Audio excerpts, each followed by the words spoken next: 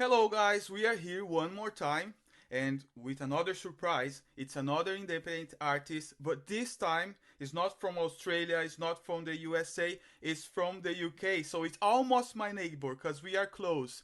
So I don't know who he is and where he is right now exactly, but he's gonna tell us.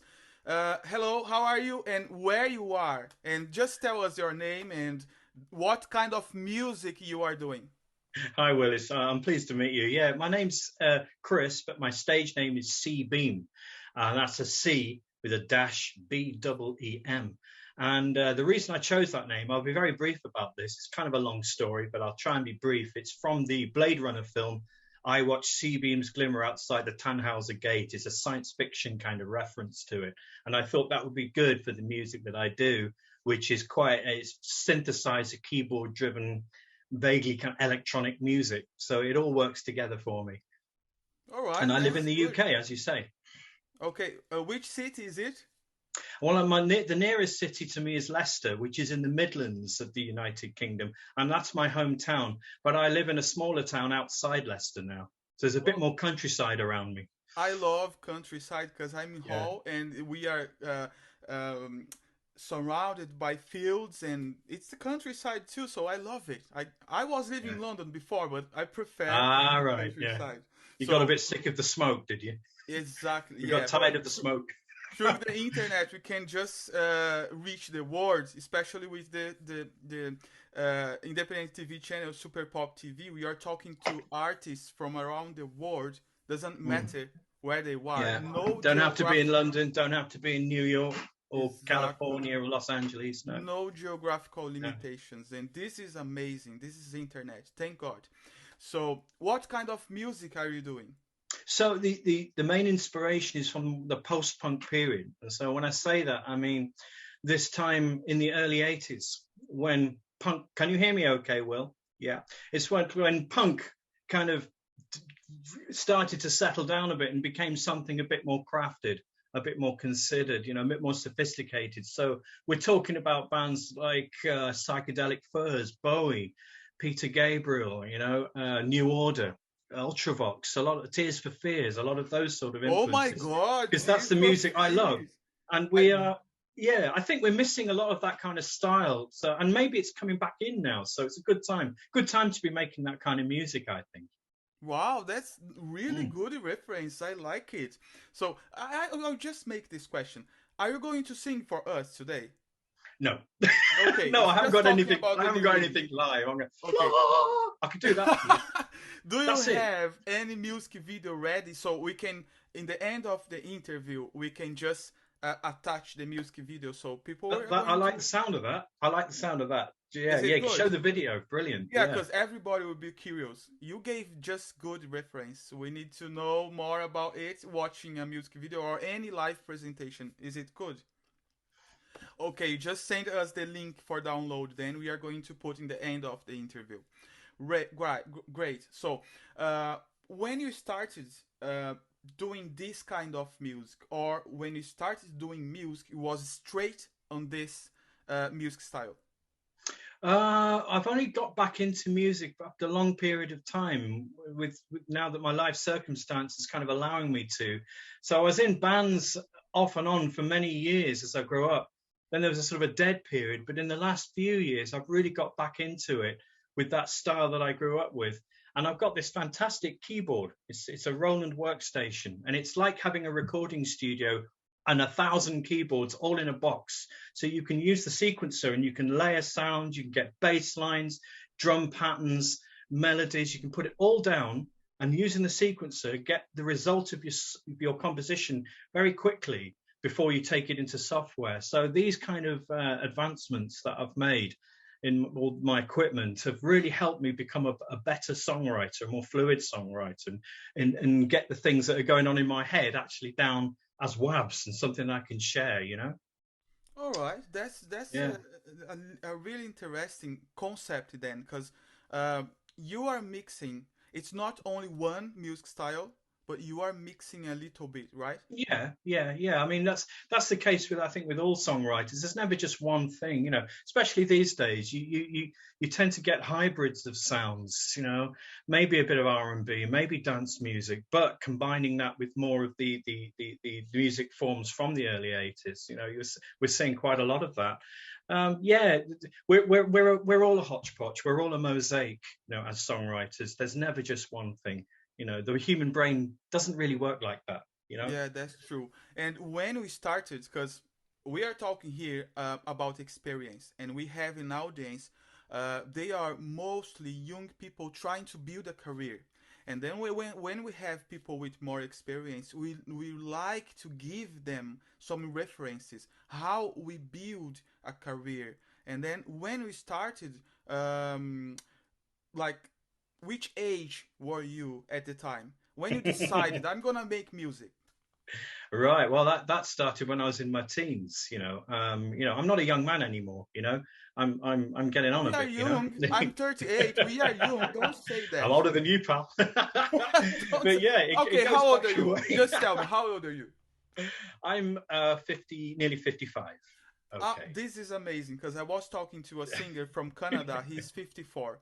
Yeah, Really, yeah. the interview was really good. I'm gonna send you the link then. It was Okay. really good. And we were Yeah. talking exactly about the transition from CD, DVD, Oh, and I've then seen it all. MP3, Yeah. remember? And then digital music. How Mm. was this transition for you? I think a lot of Like people chaos. yeah, it's been interesting seeing all the different formats come and go. And I remember when CDs first came onto the scene, people complained about that it wasn't as good as vinyl because the reproduction on a CD is still not as good as full-blown vinyl. But if you look at the sort of pace of technology, it's always convenience always wins, which is sad. But people want to take their music around with them. They don't just want to play it in their living room. So that's the way it's been. Streaming, a lot of people complain about that, and it does have its setbacks in terms of quality, the playback quality. But it is a great way of getting your music out there. Does mean you're competing against thousands of other artists who are uploading. It's thousands every day to Spotify. Huge audience to compete against. But at least as a non-represented, non-label signed artist, you can get that stuff heard, that you have a chance. In decades gone by, unless you were signed with a label, you had no chance. You had no chance. It was simple as that. You know, you could gig, but to get a wider audience, it was very, very difficult, you know. So So there's you are advantages. defending, like, to keep going as an independent artist. It's not a case of defending or not. It's just the inevitable pace of technology. It will not change. That's the way it is. And we just have to do our best to take advantage of it and use social media, use whatever tools we have at our disposal to get our music across. I mean, what we're doing right now is a prime example. I wouldn't have imagined 10 years ago, 20 years ago, that I'll be sitting here doing an interview with someone, you know, in this way. It's what an opportunity. It's you From home. can't. Are you at home? Yeah, I'm at home right now in my studio. Yeah, That's what I it's like. incredible. You know, it's an opportunity to show the artist how he is, like, raw talent. You know, how the artist is at home. We never have this kind of opportunity for the audience in this case, and for the artist discussing the career, and also the difficulties we find, you know, and what we have to overcome. This is something really, really good, just to show that this is hard work. It's not only using like social networks, posting videos, and etc. This is hard work, and this is good for everyone to learn with each other. Like, I'm a producer, but I don't know everything. I'm always learning. And this is what this kind of opportunity, even if it's just a podcast that goes to the TV channel, it's amazing. I am really, really grateful for people like you who come here and give an interview and teach us, because we are learning. I don't know how much I can teach you, Will, but oh no, you are teaching. Don't worry. So I'm learning myself. Somebody told me that there is something related to Japan. Ah, right. Yeah. Let's talk about it. Give me some insight. We can. So this up and coming EP that I've done, I've done 2 albums, 2 full albums. There was an EP called C-Beem in the Winter Thickets. And now this thing up and coming at the end of next month is called Tales from Tono. And it is, as you say, it's a Japanese theme. It's based on Japanese folklore. When you're doing synthesizer music and keyboard music, very often you want to have an imaginative vehicle. You want to be able to navigate through some kind of soundscape that will fascinate people, bring them in, get their headphones on and listen to something in the same way as Tangerine Dream, or some of Rush's early stuff, Roichi Sakamoto, Kate Bush, Peter Gabriel. I want that kind of feel. So I started to look into Japanese folklore because I live in Britain and it's an island nation. And a lot of people say that Japan is like a parallel of Britain. It's like an island. Really? It's like a Britain of the East. Yeah, because it's roughly the same size. And if you think about it, the history of Japan is very similar to British history. You have feudal knights. You have a rigid sort of social caste system. You have a very rich stock of fairy tales and legends and myths. And that just fascinates me. I've always been fascinated by Japan. And so I thought, well, as part of that post-punk 80s thing where, big in Japan, you remember that expression? You had people like David Sylvian of Japan. You had Roichi Sakamoto with his tune on Merry Christmas, Mr. Lawrence, the Bowie movie. It's like big as an empire. It's all related to empire. When it's kind of not just empire, but like all the sort of the myths and more down at the folk level, not at the empire level, but more the mystical side. The myth, the folk myths that people come up with from the ground upwards. So for example, in Japanese folklore, you have creatures called kappas. If you've ever wondered about the inspiration for Teenage Mutant Hero Turtles, this is where you look, because they're like, I'm not saying they exist, this is all folklore, but they're like water imps. And if you try and fight them, you shouldn't, because they have like a pool of water in their head. And if you don't fight them but bow to them, the kappa will bow back through honor, and it will lose the water in its head and lose its power. The moral of the story being, you don't have to fight to win. You compel it through its sense of honor, and you don't have to fight. And I really like that whole myth. So that led to the track Bow to the Kappa, which is on this up and coming EP. So and there's other things too. The concept is more or less like go with the flow. Kind of, yeah, I think so. Don't always fight. What we needed to do during the pandemic, because go with the flow, water, yeah. The pandemic. I think that's quite a good parallel. Work with the pandemic, not stopping, and keep going and go with the flow, right? I think that's a pretty good analogy to make, with something that we've all been through with COVID. Thank God it's now lifting, and musicians and songwriters like us can actually consider broadening our horizons instead of just being locked in our studios, Okay.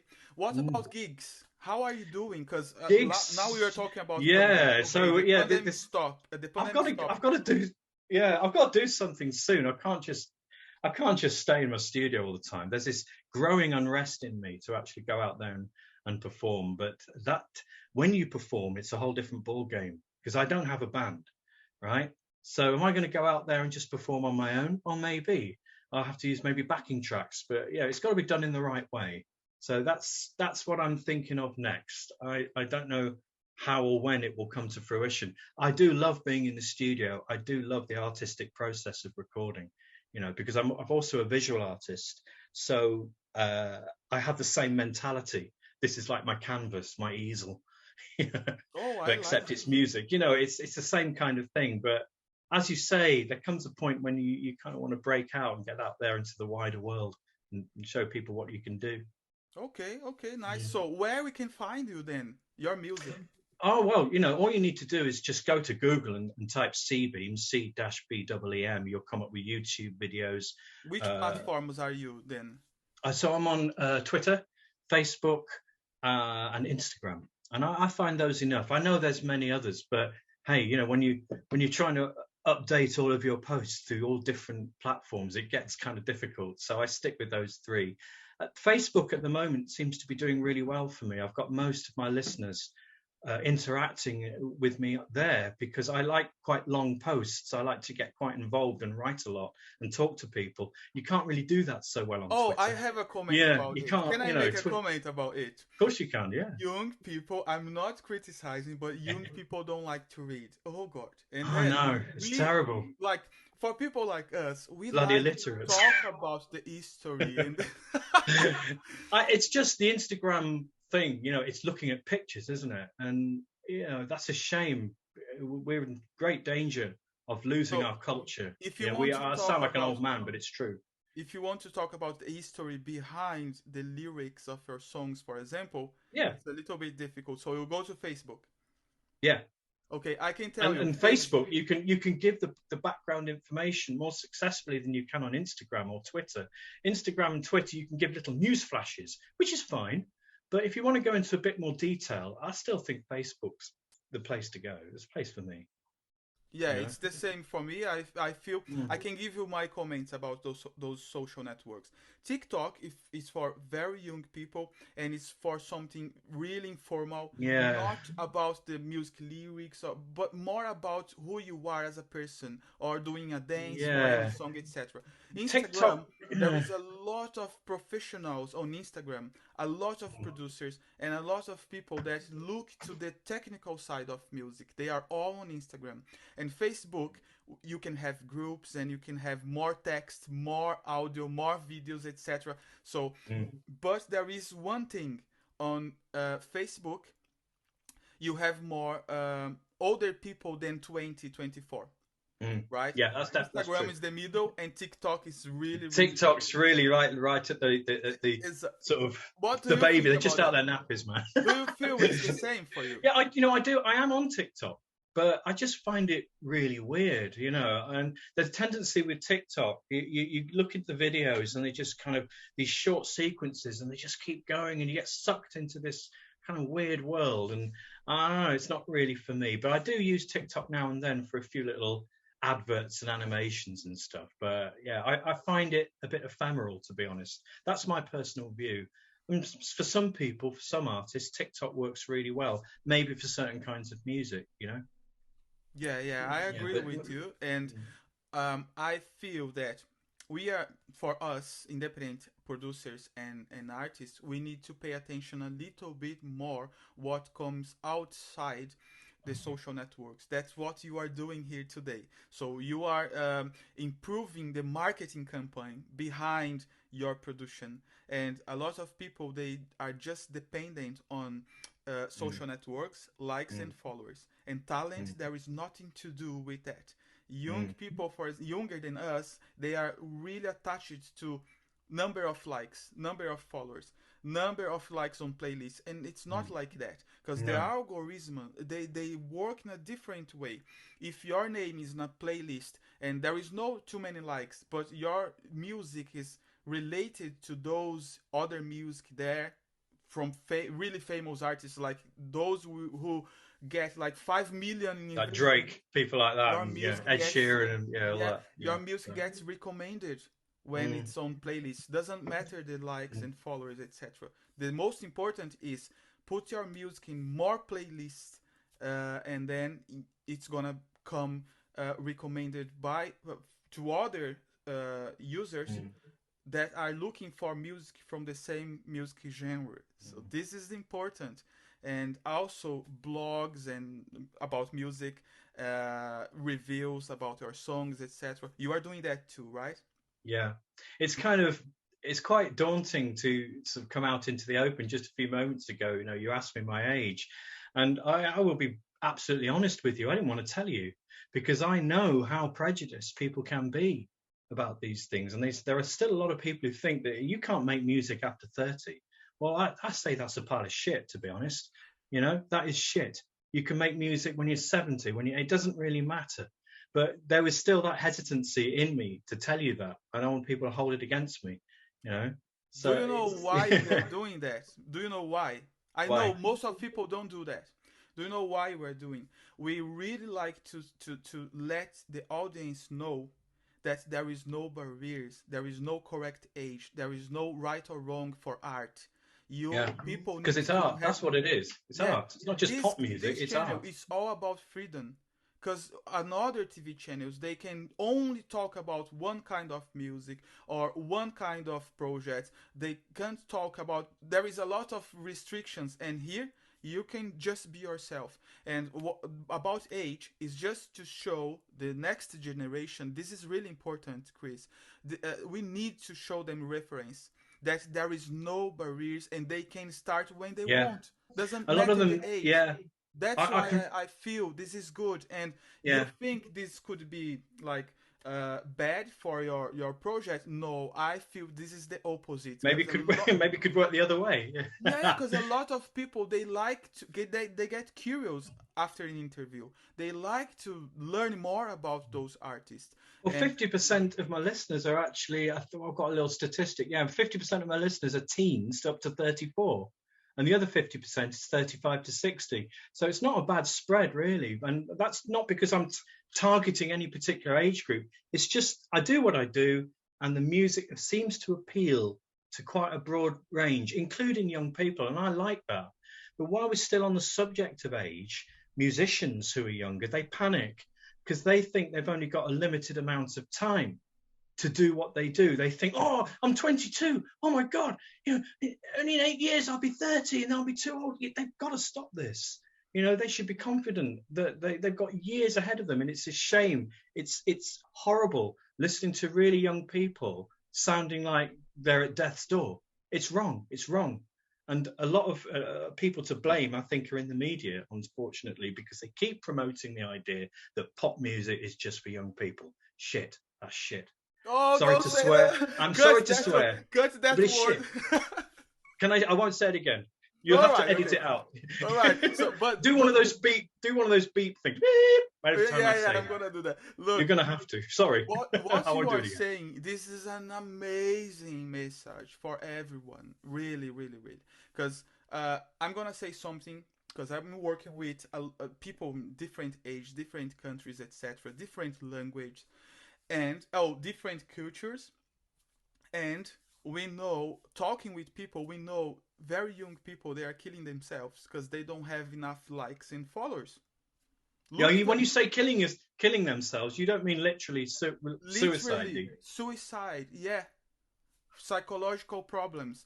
What I disagree about social networks, uh, bringing like a lot of importance only for people with a lot of followers and a lot of likes. And Yeah. also there is some social networks people can do it with fake followers and fake likes. Oh, that's even worse. That's So terrible. this is Mm, horrible. So we mm. need people like us need to talk about it. We cannot stop talking because we need to give reference and It bring becomes an the next obsession, doesn't generation. it? The followers, the playlists. It's a numbers game. Well, music should not be a numbers And game. You they should take forget, pleasure in what you do first. yeah, they forget to make music. Yeah, you forget about the music because it's all it's got to be the other way around. Music. I know it's a cliche, but music first. Do that first. Do it as well as you possibly can, so it really makes you happy, and then worry about followers. Yeah, you do what you let. I always Yeah, say that it's a you do cliche, but what it you is love. true. Yeah, you do what you love, and you Mm. attract the right audience. Yes, hopefully you just put it in the lap of the gods. Think, well, I've done this, makes me really happy. If it makes me really happy, hopefully there's other listeners out there who are on my wavelength. And you just trust in that. Just trust that you will find the audience in time. It won't happen overnight. It's a marathon, not a sprint, as they say. Music takes time. To get a following takes time. And be Oh my patient God, and enjoy the journey. I just love Yeah. this guy here. Really, really, really. What he's saying is really important. Let's pay attention, because really, we need to more people talking about this, like you are doing, openly about not only the bright side of music, because there is all that difficult part that's building a structure behind it. So we need to learn how to work with excellence and not only putting music on social networks Yeah. or a dance on TikTok, but work on the It's a structure psychological thing. behind it. It's a Exactly. psychological thing. Yeah. And also do the marketing. What's the platform you found us? Oh, that was Muso Soup. Yeah, you know Just Muso tell us how Soup. it works for you. It's brilliant. I'm doing the advertising for them, but I don't think the That's show will good mind. because we You are know, there too. Let's just you've talk.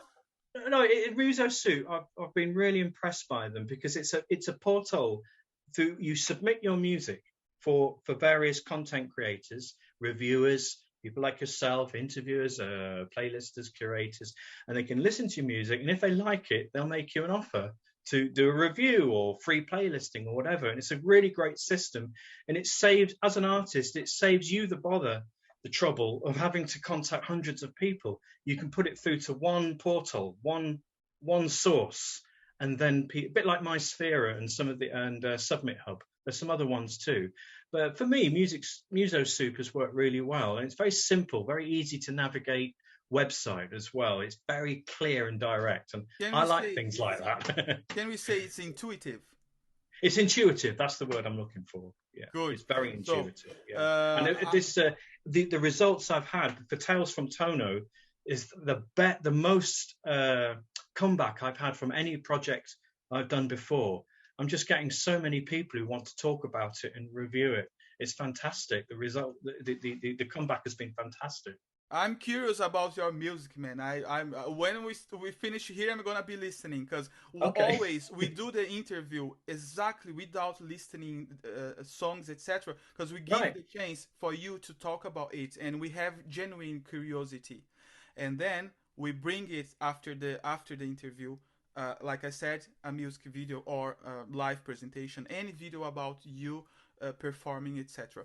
So this is a good opportunity to bring the audience with me with the same level of curiosity. We are going to be listening. Don't worry. Your Instagram and Spotify etc. will be here on the footer, the information. So Cool. don't worry, Yeah. we'll be there.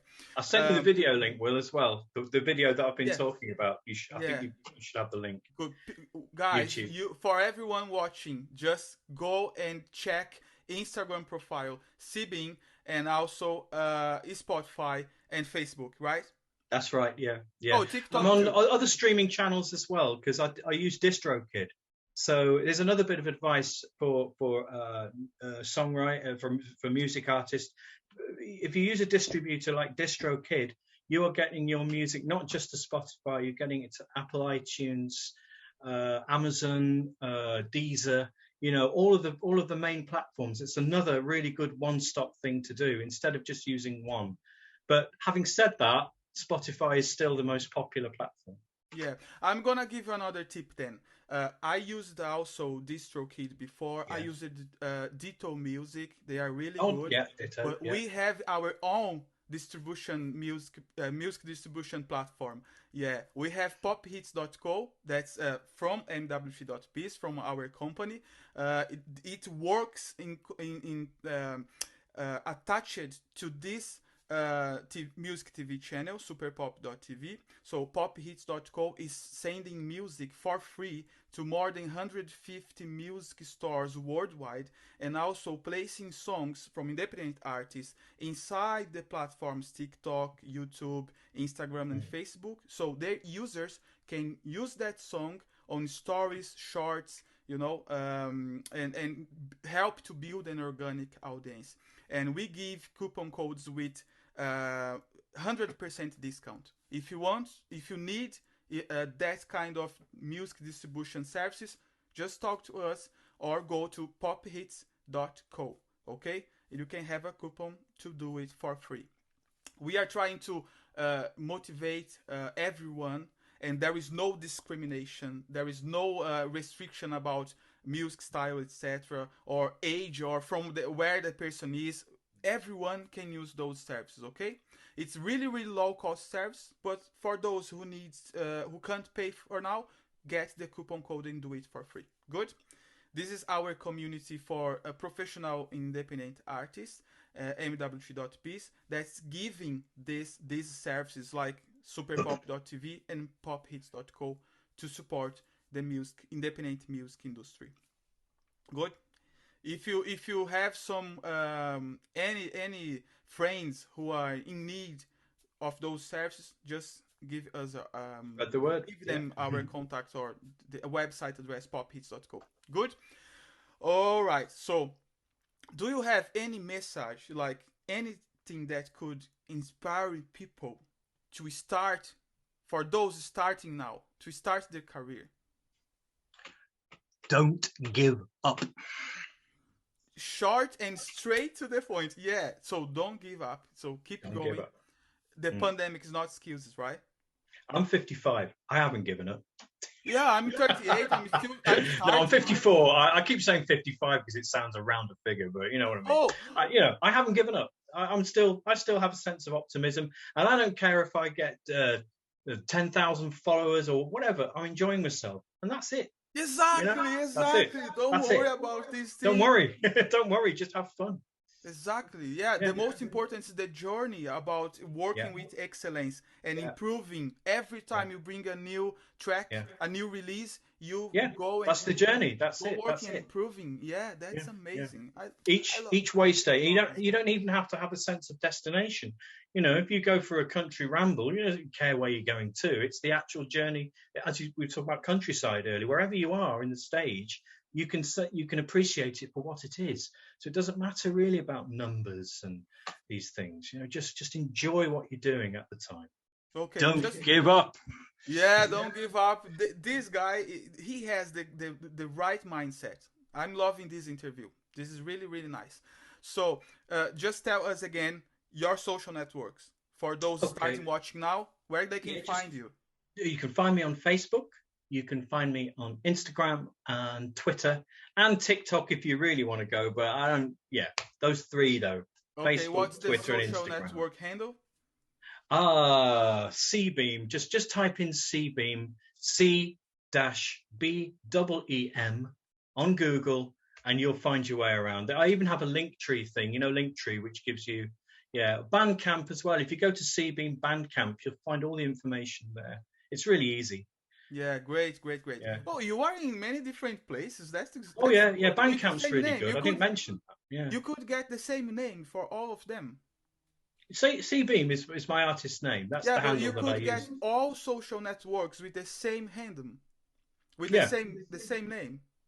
Yeah, but maybe I haven't designed it quite well enough. It's not clear enough. I don't know. Is that what you found? No, because I'm asking. Some people, they can't find their names available when they try to create I see. a file. So they have a different name for each social network. Make it difficult to find them. That's a bad idea. That's a bad idea. You want consistency. Yeah, you really do. You got your name available in all of them. Yeah. That's good. This is branding.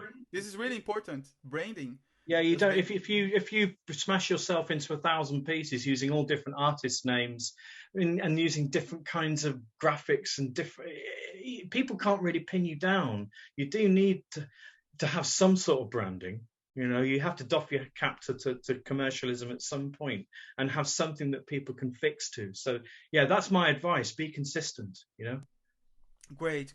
I could be here talking to you forever. Likewise, Will. But we need to finish. So just talk about your project. Is there something that happened during the time you were developing this new release, this new project? Something funny that just happened and you had to deal with this?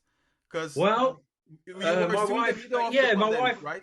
Julie, she's one of my harshest critics, which is a good thing. You need somebody close to you to be quite tough on you. And she wasn't sure about this Japanese folklore project. When I first described it to her, she was, what? They are saying we have 2 minutes. Good. 2 minutes, okay. Well, anyway, when I did play it to her, I gave her a shock. She loved it. So I thought, well, if she likes it, it's got to be good. Oh, she liked it. She actually likes it. Yes. I'm gonna love success. If she liked it, I'm gonna like too. She's got good taste in music. Yeah, she's got really good. Julie's got great taste in music. So I was reading about an independent artist today. He's 25 and his reference is Tear for Fears. Okay, so really, can you imagine?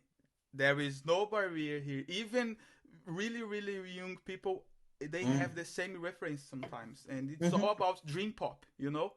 because Yeah. he's doing dream pop and he's mixing that 80 styles, 70, 60, styles to Yeah. modern productions. That describes Tales from Tono EP coming up quite well. It's got dream pop elements. Yeah. And Exactly. All yeah. right. Yeah. Thank you very much for the Thank you. interview. C-Beem, everyone, keep watching because it's coming now after the interview. A music video, okay? It's a performance that he's gonna show us what is we are talking about, what kind of music and what kind of Quite psychedelic. yeah. Thank you very much and see you Thanks, next Will. time. See you. See you again.